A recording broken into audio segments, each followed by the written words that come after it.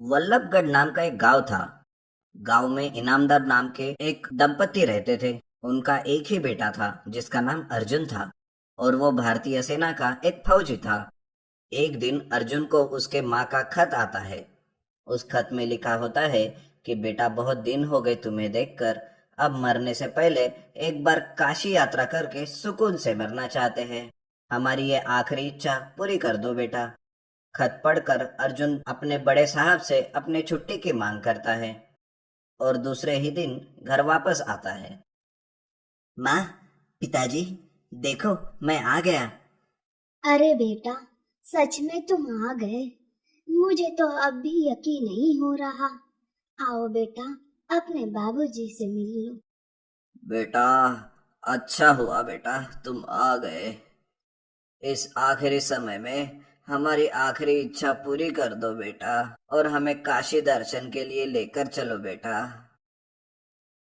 अर्जुन कहता है कि अपने माँ बाबूजी को वो किसी किराए की कार से काशी लेकर जाए, लेकिन तभी उसकी माँ उससे कहती है,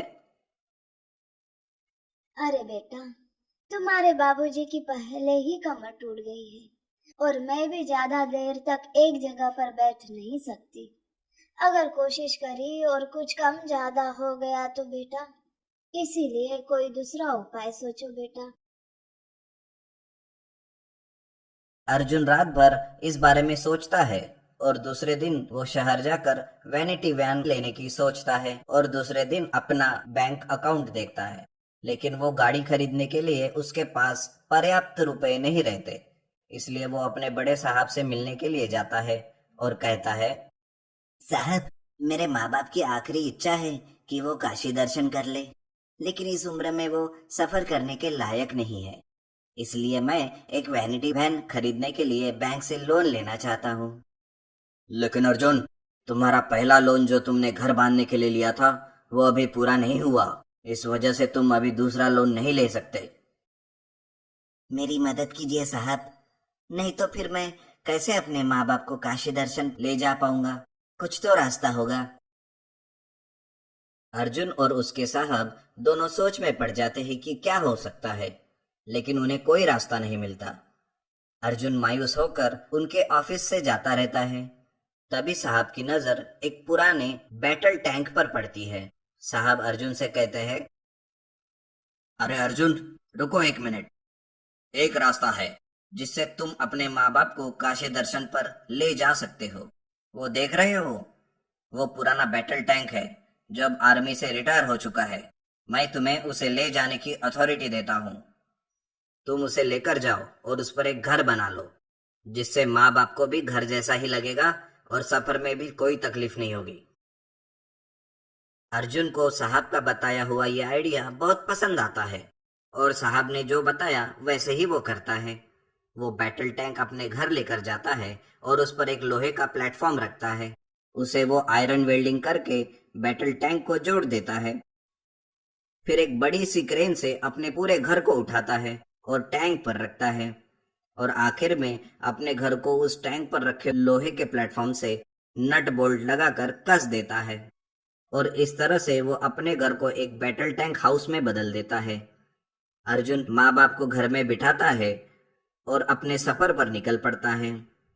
वो जिस जिस शहर से जाता है वहां के लोग उसके बैटल टैंक हाउस को बड़े ही अचरज से देखते हैं। कुछ ही दिनों में उसके इस सफर की बातें न्यूज चैनल पर आ जाती है और सारे भारत के लोग उसके बैटल टैंक हाउस को टीवी पर देखते हैं। कुछ ही दिनों में अर्जुन माँ बाप को लेकर काशी पहुंचता है और उन्हें काशी के दर्शन करवाता है। इगतपुरी नाम के गांव में अशोक नाम का एक गरीब आदमी रहता था। अशोक को एक बेटी थी जो शादी के लायक हो गई थी, लेकिन उसकी शादी करने के लिए अशोक के पास रुपए नहीं थे, जिस वजह से वो हमेशा चिंता में रहता था। उस गांव से थोड़ी दूर पर गांव का राजा शेर सिंह रहता था। राजा शेर सिंह खाने का बड़ा शौकीन था। उसे अलग अलग पदार्थ खाने का बड़ा शौक था। कभी किसी ने अगर कोई नया पदार्थ घर में बनाया तो वो जाकर राजा को खिलाता था और वो पदार्थ अगर राजा को पसंद आया तो राजा उसे तोहफे में रुपए या फिर सोने की माला देता था। इस बात की खबर अशोक की बीवी सुनंदा को थी। अशोक ऐसे ही एक दिन काम से लौटकर घर पर कुछ सोच रहा था। अशोक को सोचते हुए देखकर उसकी बीवी सुनंदा अशोक से बात करने आई। क्या हुआ जी? आप क्यों इतना चिंतित हो? किस बात की चिंता कर रहे हैं आप? अरे कुछ नहीं, पता नहीं अपनी बेटी की शादी मैं करवा सकूंगा भी या नहीं। मैं जो काम करता हूँ उसमें मुश्किल से हमारा गुजारा होता है। शादी के लिए तो कुछ रुपए बचते ही नहीं। समझ नहीं आ रहा कि क्या करूँ। अरे इसमें इतना सोचने की क्या बात है?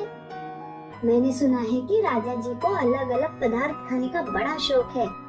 उन्हें लजीज खाना खिलाओ तो खुश होकर वो इनाम भी देते हैं।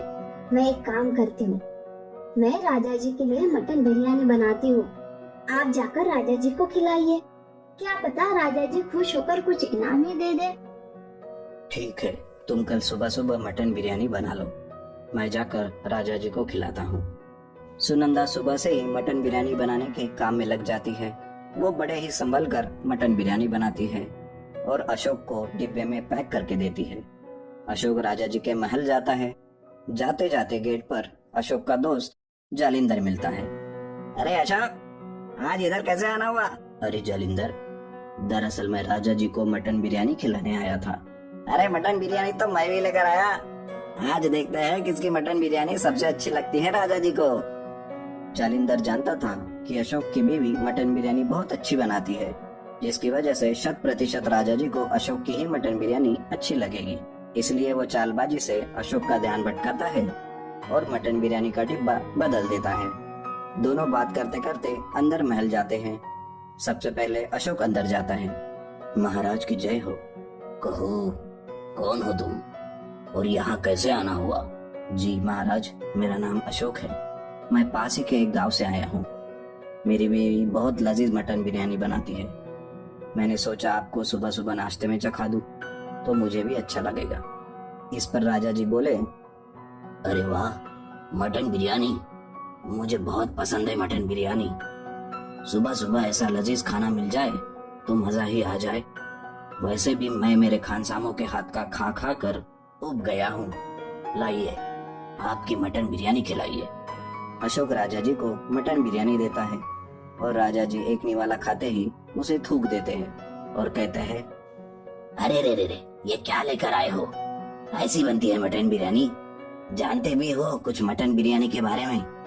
चलो जाओ यहाँ से और दोबारा मत दिखना। बेचारा अशोक मायूस होकर वहाँ से चला जाता है और बाहर जालिंदर का इंतजार करता रहता है।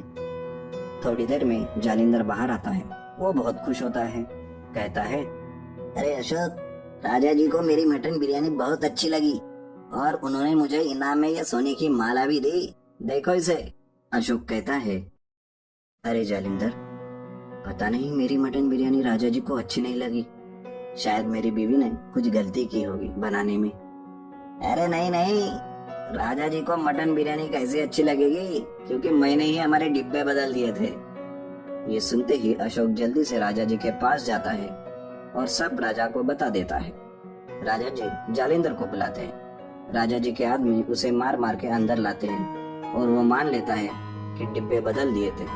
तभी अशोक कहता है, मुझे माफ कीजिए राजा जी, लेकिन मेरे दोस्त को मत मारिए। दरअसल मैंने सोचा कि आपको मटन बिरयानी खिला दूं और आप अगर खुश हो जाएंगे तो मुझे इनाम में कुछ रुपए दे देंगे, जिससे मैं अपनी बेटी की शादी करा दूंगा। लेकिन शायद जालिंदर की भी कोई परेशानी होगी जिस वजह से उसने ऐसा किया। तभी महाराज कहते हैं, नहीं नहीं, कोई बात नहीं, ये लो रुपए और अपने बेटी की शादी धूमधाम से करो। मैं भी आऊंगा शादी में। कुछ दिन बाद बेटी की शादी होती है। महाराज भी शादी में आते हैं। शादी में दोनों को आशीर्वाद देते हैं और खाना खाते हैं। उन्हें खाने में मटन बिरयानी खिलाते हैं, जिसे खाकर राजा जी बोलते हैं, अशोक, तुम्हारे यहाँ की मटन बिरयानी वाकई में बहुत स्वादिष्ट है। तुम जल्दी से गांव में मटन बिरयानी का होटल खोल दो। मैं होटल के लिए जगह दूंगा और कुछ रुपए भी।